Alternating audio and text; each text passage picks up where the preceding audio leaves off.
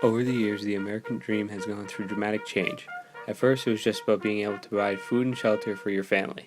Now, it's all about being rich and famous and flaunting that wealth.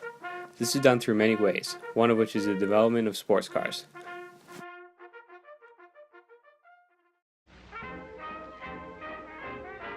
In the 1920s, before everyone was seemingly rich, the American dream was just about being able to easily provide for your family, not about being extremely rich. The Ford Model T was the first car ever. There were no subsections of cars such as sports cars, trucks, and sedans, but nobody knew about these yet. They did not want to flaunt their wealth by cars, just to own one. The Model T showed they had enough money to provide for their family with some left over for enjoyment, such as a car. Before the prosperity of the 1920s, the Model T showed this for families. The Ford Model T may not have been the best looking car, but it got the job done, and this is all people wanted. They did not want to show off their wealth, but just show that they had enough wealth to provide for their families. This was the American dream of the 1920s, and it grew from here.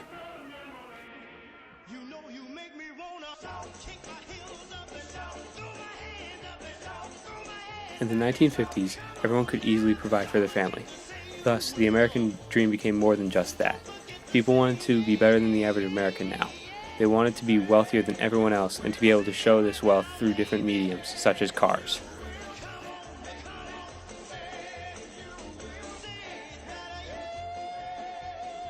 New sports cars such as the Dodge Fire Arrow showed this. People who owned it showed they had more wealth than the average American and could afford to buy better things. Their wealth became recognizable through their cars. People began to dream to be like them, and this is what the dream was all about, dreaming to be better than the average American. And the dream progressed from there.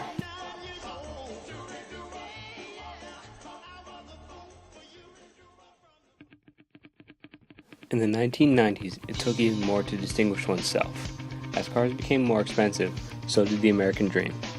People dreamt of being one of the wealthiest in the country, and showed this through cars, such as the Corvette. The Corvette's sleek and fast style showed that the owner was not only rich, but keeping up with the fast-paced life that America had evolved to.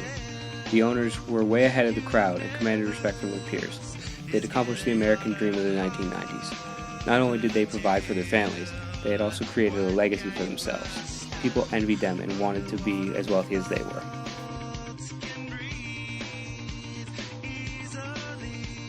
People dreamed of being as wealthy as Corvette owners, which was representative of the American dream at the time. The dream was to be wealthier than everyone else, to be able to command respect and be distinguished by showing off your wealth through mediums such as cars.